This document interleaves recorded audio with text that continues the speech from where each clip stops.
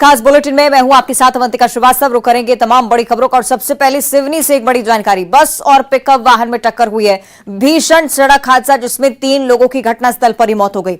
बस में कई सारे यात्री सवार थे जो कि घायल अवस्था में हैं। भोपाल से मंडला की ओर यह बस जा रही थी। लखनादौन थाने के सहसना गांव के पास हादसा हुआ है। तस्वीरें आप देखिए, बस और पिकअप की भीषण टक्कर जिसमें 3 यात्री घटनास्थल पर ही दम तोड़ चुके हैं। कई यात्री जिनकी स्थिति अभी भी खराब है, फौरन अस्पताल में उन्हें भर्ती करवाया गया। मौके पर पुलिस प्रशासन की टीम मौजूद है। घटना की परिस्थितियां जांच परखने की कोशिश, आसपास के ग्रामीण भी सहयोग के लिए आगे आए हैं। भोपाल से मंडला की ओर ये बस जा रही थी और उसी दौरान पिकअप वाहन से टक्कर हो गई। किस वजह से हादसा हुआ यह अभी तक स्पष्ट नहीं हो पाया है। यह अभी भी जांच का विषय है कि किस तरफ से लापरवाही हुई। लेकिन फिलहाल सिवनी की ये तस्वीरें, घटनास्थल का ये दृश्य आप देखिए। भीषण सड़क हादसा जिसमें 3 की मौत हो चुकी है, कई बस यात्री घायल हैं।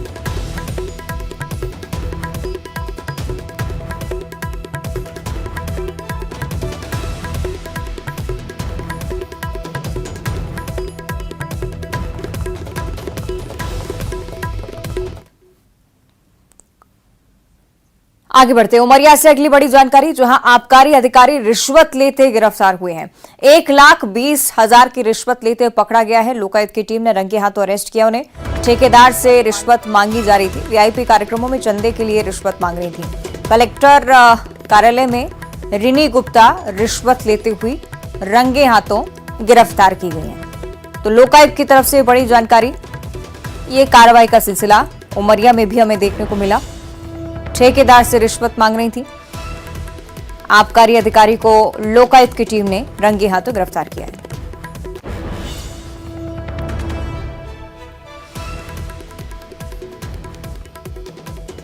उमरिया से बड़ी खबर, आबकारी अधिकारी रिश्वत लेते गिरफ्तार हो चुके हैं। 1,20,000 की रिश्वत मांग रही थी। लोकायुक्त ने रंगे हाथों अरेस्ट किया है। ठेकेदार से रिश्वत मांगी जा रही थी। वीआईपी कार्यक्रमों में चंदे के लिए ये रिश्वत मांगी गई। कलेक्ट्रेट में रिनी गुप्ता रिश्वत ले रही थी। लोकायुक्त की टीम कार्रवाई करने के लिए पहुंची, रंगे हाथों गिरफ्तार किया।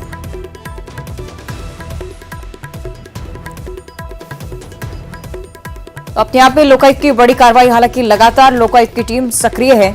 जमीनी स्तर पर उन तमाम अधिकारी कर्मचारियों के खिलाफ कार्रवाई की जा रही है जो रिश्वत लेने की सूचना के अंतर्गत आते हैं। स्थानीय लोगों की शिकायत के बाद लोकायुक्त की टीम छापामार कार्रवाई के लिए पहुंचती है और उसके बाद ये सिलसिला जारी रहता है। और ज्यादा जानकारी हम लेंगे। सहयोगी शैलेंद्र भदौरिया हमारे साथ लाइव जुड़ रहे हैं। शैलेंद्र, क्या कुछ जानकारी इस पूरी कार्रवाई को लेकर और आने वाले समय में किस तरह से ये सकारात्मक पहल आप कह सकते हैं लोकायुक्त की, जो जमीनी स्तर पर भ्रष्टाचार खत्म करने की कोशिश करती है? बिल्कुल, आपने ठीक कहा कि ये लोकायुक्त की सकारात्मक पहल है, लेकिन दूसरा पहलू ये भी है कि मध्य प्रदेश के जो अधिकारी हैं वो इतने बेखौफ हो गए हैं कि मध्य प्रदेश सरकार के नाम पर ही रिश्वत ले रहे हैं। जिस तरीके से ये पूरा मामला सामने आया, जिसमें बताया जा रहा है कि आबकारी अधिकारी है जिन्होंने 1,20,000 रुपए की रिश्वत लेते हुए पकड़ी गई है। अपने ही कार्यालय में बैठकर वो रिश्वत ले रही थी। बताया जा रहा है कि जो आबकारी के ठेकेदार है उनसे इस नाम पर वो रिश्वत लेती थी कि जो शहर में वीआईपी मूवमेंट होता है उसमें काफी पैसा खर्च करना पड़ता है, उसके एवज में ये रिश्वत मांगी गई थी। बताया ये जा रहा है कि हर महीने वो 30,000 रुपए अलग अलग आबकारी ठेकेदारों से लेती थी। ये जो रिश्वत ली जा रही थी ये 4 महीने की इकट्ठी रिश्वत, 1,20,000 रुपए रिश्वत मांगी थी। इस बात की जानकारी जो है वो लोकायुक्त को दी गई थी आबकारी ठेकेदारों के माध्यम से। उसके बाद जो है लोकायुक्त की टीम एक्टिव हुई और जब आबकारी ठेकेदार उनको 1,20,000 रुपए की जो राशि देने पहुंचे थे, उस वक्त जो है आबकारी की टीम ने वहां पर रेड की और जो अधिकारी थी, आबकारी अधिकारी, उनको जो है वो रंगे हाथों पकड़ा गया है। तो मध्य प्रदेश में जो अपराध, जो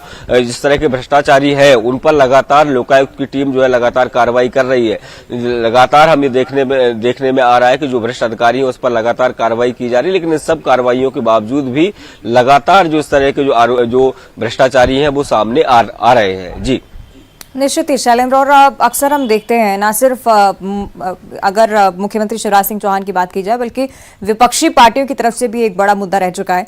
अधिकारी कर्मचारियों को चेताने की कोशिश होती है, बहुत गंभीरता से कार्रवाई भी होती है, लेकिन पूरी तरह से अभी भी भ्रष्टाचारियों पर प्रतिबंध नहीं है। क्या वजह इसके पीछे?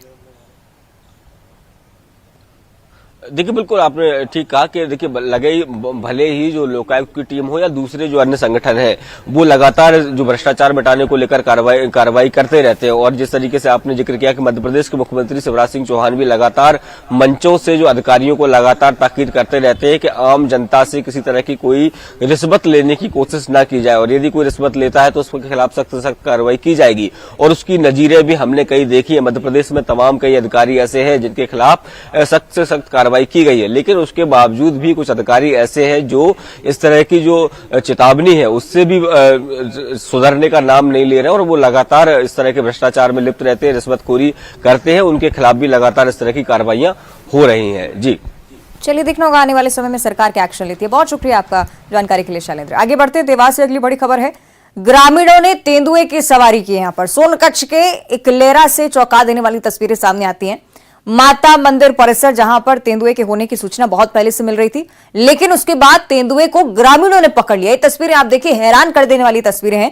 ग्रामीणों ने तेंदुए के साथ सेल्फी ली है, साथ ही साथ उससे पकड़कर उसके बाद वन विभाग की टीम के सुपुर्द किया गया। लेकिन उससे पहले तेंदुए के साथ यह अजीबोगरीब व्यवहार अब कहीं ना कहीं सोशल मीडिया पर भी चर्चा का विषय बना हुआ। तस्वीरें आप देखिए, ग्रामीणों की तरफ से बताया गया कि पूरी तरह से होश में नहीं था तेंदुआ।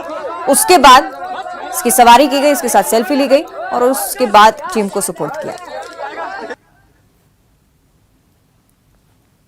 आज जैसे हमको तेंदुए की सूचना मिली ग्राम इकलेरा से कि तेंदुआ इस जंगल में घूम रहा है, जो कि हल्का सा कुछ चक्कर वगैरह आ रहे हैं, तो उसकी सूचना पाकर हम मौके पे आए हैं और जब से उसकी निगरानी रख रहे हैं, उसके पीछे पीछे घूम रहे हैं।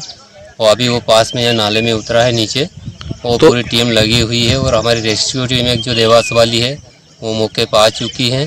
तो उसको पकड़ने की क्या कार्रवाई कर रहे हैं अपन? उसको पकड़ने की कार्रवाई ये है कि अभी उज्जैन से एक टीम आ रही है और पिंजरा भी लेके आ रहे हैं, तो उसको यहाँ से पकड़ के सीधा जहाँ अधिकारी जैसा बोले वैसा हम उसको पहुँचा देंगे। इंदौर भेजना, उज्जैन पहुँचाना है। दमोह से अगली बड़ी खबर, जहां पूर्व मुख्यमंत्री दिग्विजय सिंह के खिलाफ एक और केस दर्ज हुआ है। दमोह कोतवाली में इस बार मामला दर्ज करवाया गया। जैन तीर्थ क्षेत्र कुंडलपुर को लेकर उनकी तरफ से एक ट्वीट जारी हुआ था, जिसमें बजरंग दल के पिंडी रखने की बात उन्होंने अपने ट्वीट में इसका जिक्र किया था। इसके बाद स्थानीय प्रशासन ने इस बात का खंडन किया, भ्रामक बताया इस पूरी जानकारी को। विश्व हिंदू परिषद बजरंग दल के आवेदन के बाद इस मामले को पुलिस ने संज्ञान में लिया। दिग्विजय सिंह द्वारा जैन तीर्थ पर घटनाक्रम के ट्वीट को भ्रामक पाया गया, तथ्यहीन पाया गया और दमोह कोतवाली में विभिन्न धाराओं के तहत देर रात मामला दर्ज किया गया।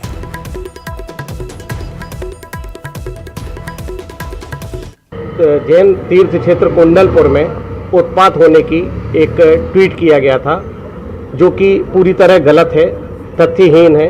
उनकी मंशा हम हिंदू समाज को आपस में बांटने की थी। इसके विरोध में हम एफआईआर कराने आए हैं दिग्विजय सिंह के खिलाफ। पूर्व मुख्यमंत्री दिग्विजय सिंह द्वारा गलत तथ्यों के आधार पर एक ट्वीट किया गया था, जो कुंडलपुर क्षेत्र में शिवलिंग की स्थापना और बजरंग दल के लोगों के द्वारा उत्पात करने के संबंध में था। उक्त ट्वीट जिस अकाउंट से किया गया, उस ट्वीट की बारीकी से जांच की गई। अकाउंट के लास्ट एंड तक जाएंगे, कौन इसको ऑपरेट कर रहा था और इसके सोर्स का पूरा पता इन्वेस्टिगेशन में लगाया जाएगा। जो इसको ऑपरेट कर रहा होगा उसके अगेंस्ट में जो विधि सम्मत कार्रवाई होगी वो की जाएगी। आगे बढ़ते हैं, ग्वालियर से अगली बड़ी गई है। करहरा के कांग्रेस विधायक प्रागीलाल जाटव का नाम सामने आया। इनके खिलाफ याचिका लगी है। याचिका में कांग्रेस विधायक पर 2 शादी करने के आरोप हैं। ग्वालियर निवासी नवीन सिंह ने हाईकोर्ट में याचिका लगाई। एमएलए पर झूठा शपथ पत्र पेश करने कर भी जिक्र और साथ ही साथ चुनाव जीतने का आरोप इस शपथ पत्र के आधार पर। शिवपुरी जिले के करहरा से कांग्रेस विधायक है प्रागीलाल जाटव। आपको ये भी बताएं कि हाईकोर्ट अगले सप्ताह अब ये तय करने वाला है कि इस याचिका पर सुनवाई की भी जानी है या नहीं। उपचुनाव 2020 का ये पूरा मामला, बीजेपी के जसवंत जाटव को 30,000 वोटों से इन्होंने हराया था।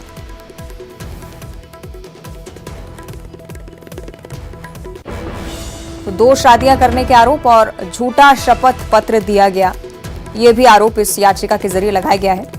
हालांकि हाईकोर्ट इस मामले में क्या कुछ करता है, ये देखने वाला विषय है।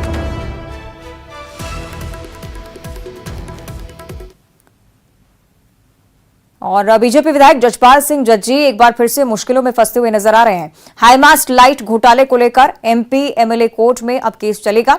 लोकायुक्त ने साल 2017 में घोटाले को लेकर केस दर्ज किया था।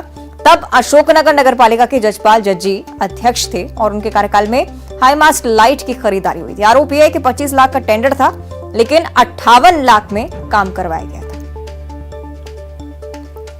नगर विधानसभा से विधायक हैं जजपाल सिंह जज्जी। इन्होंने अपने नगरपालिका अध्यक्ष के पद पर रहते हुए एक हाई मास्ट लाइट घोटाला किया था।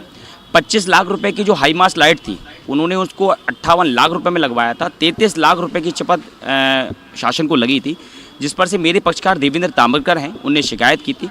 उनकी शिकायत पर से ग्वालियर लोकायुक्त द्वारा 13(1)D, 13(2) और 420 67 71 के तहत अपराध पंजीबद्ध किया गया था।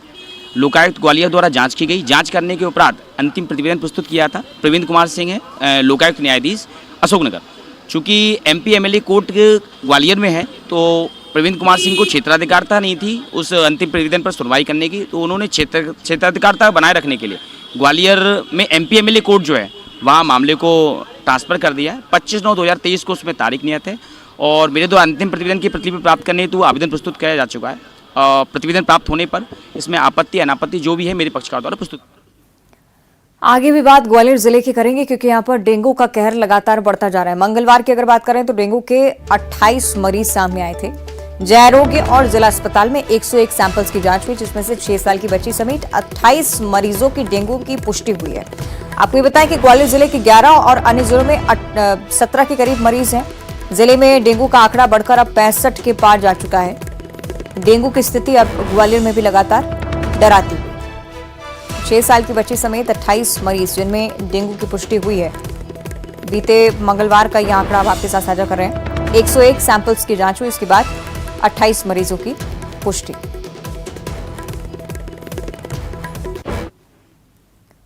आगे बढ़ते हैं सूरजपुर से अगली बड़ी खबर, जहां 2 पक्षों में विवाद हुआ और इस विवाद को सुलझाने के लिए जब पुलिस पहुंचती है तो पुलिस के ऊपर भी हमला कर दिया गया। हमले में 4 पुलिसकर्मी घायल हैं। एक पुलिसकर्मी की हालत अभी भी गंभीर बनी हुई है। फौरन उन्हें अंबिकापुर रेफर किया गया है। बसदे के खड़गवा गांव का ये पूरा मामला। विवाद सुलझाने के लिए पुलिस की टीम पहुंचती है, लेकिन उल्टा पुलिस वालों पर हमला कर दिया गया।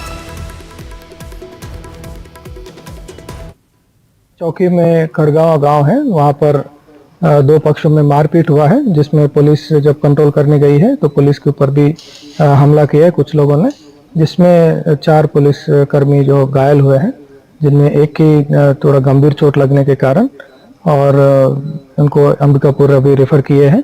अभी वर्तमान में स्थिति शांतिपूर्ण है, लेकिन अभी आगे की जांच में जैसे कार्रवाई बनेगा आगे करें। फिलहाल तो घटना होने के बाद इनकी इलाज में लगे हैं। अभी आगे कार्रवाई करेंगे जिसमें शिनाख्ती भी हो जाएगी और जो भी शामिल है इसमें बहुत कठिन कार्रवाई होगी। आगे बात करेंगे बलरामपुर से अगली बड़ी खबर की, जहां त्योहारों को देखते हुए गाड़ियों की जांच तेज कर दी गई। 34 वाहन चालकों का चालान भी काटा गया है। ट्रैफिक नियमों के उल्लंघन का आरोप इन पर। सड़क हादसे में कमी लाने की एक कोशिश लगातार यातायात विभाग की तरफ से की जा रही है। अभियान के तौर पर यह चेकिंग अब चलाई जा रही है। त्योहारी सीजन भी और उस दौरान कई बार ड्रिंक एंड ड्राइव के केसेस भी सामने आते हैं और इसी के चलते पुलिस पूरी तरह से मुस्तैद। कल हुई कार्रवाई के दौरान भी कई सारे लोगों के चालान काटे गए और निरंतर यह अभियान जारी रहने वाला है।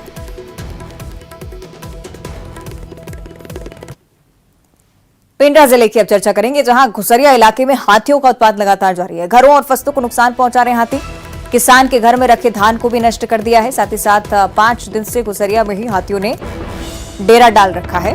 इसी क्षेत्र में हाथियों का दल लगातार विचरण करता हुआ। तस्वीरें आप देखिए, घर क्षतिग्रस्त हो चुके हैं। घरों में रखे अनाज को चट कर गए हाथी। फसलों को भी लगातार नुकसान पहुंचाते हुए।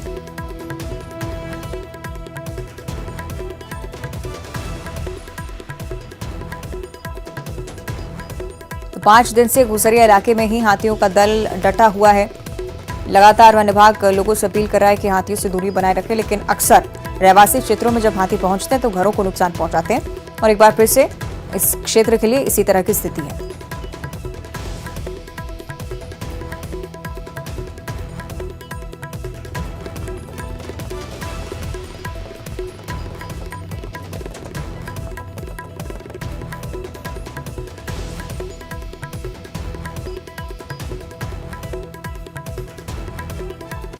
भाई बहन का रिश्ता सबसे पवित्र बंधन होता है। राखी सिर्फ धागा नहीं है, ये एक भाई का वचन होता है अपनी बहन की रक्षा का।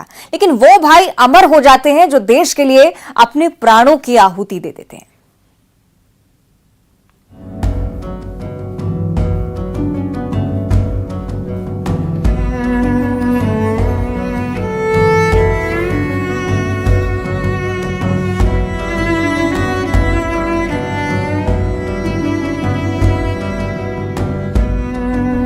नक्सलवाद से जूझ रहे सुकमा जिले में सैकड़ों जवान शहीद हो चुके हैं।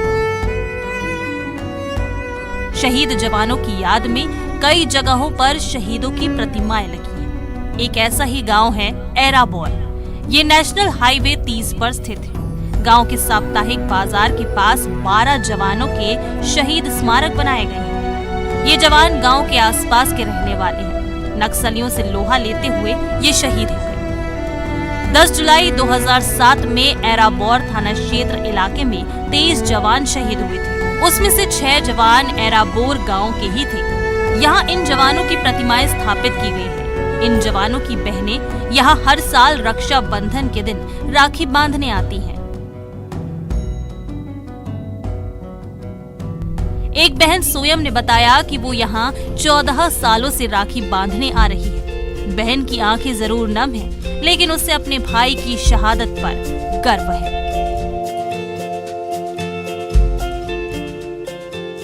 जब हर साल भाई रहते समय राखी बांधने आती थी। जब भाई शहीद हुए तब भी राखी आता तो मेरा भाई का याद आता है।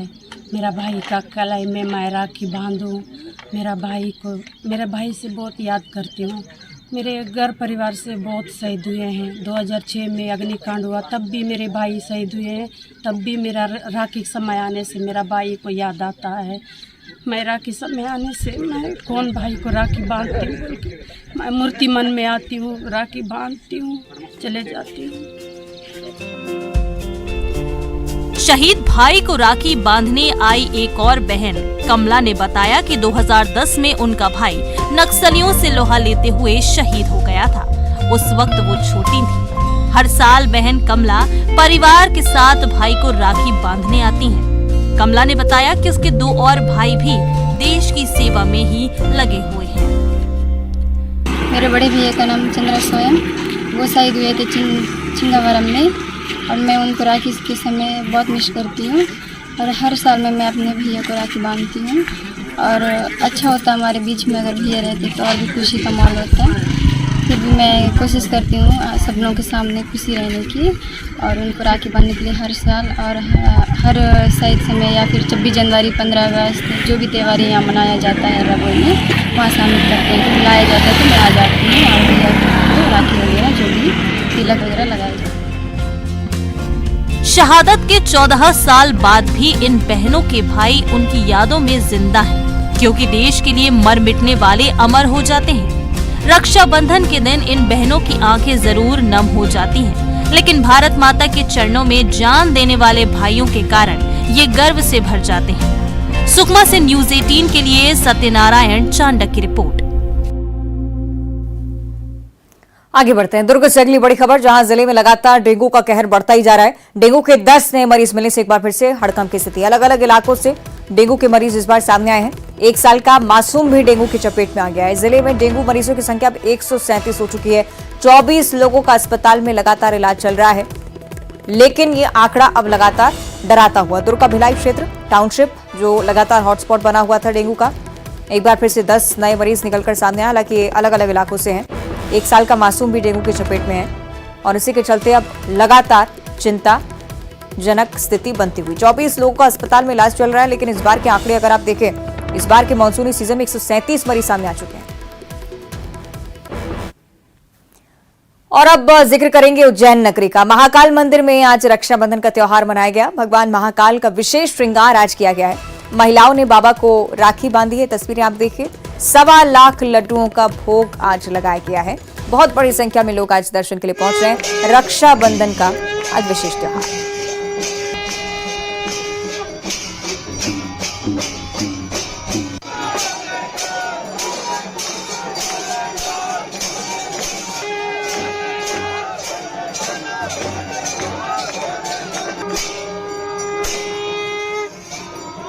बाबा महाकाल को आप देख रहे हैं। 1.25 लाख लड्डुओं का भोग और साथ ही साथ राखी के त्योहार पर किस तरह की रौनक आज नजर आ रही है दरबार में, ये भी आप देखिए। बहुत बड़ी संख्या में श्रद्धालु शामिल हुए। बहनें आज बाबा महाकाल को राखी बांधने के लिए भी पहुंची हुई हैं और रक्षाबंधन के इस विशेष त्योहार पर बाबा का विशेष श्रृंगार।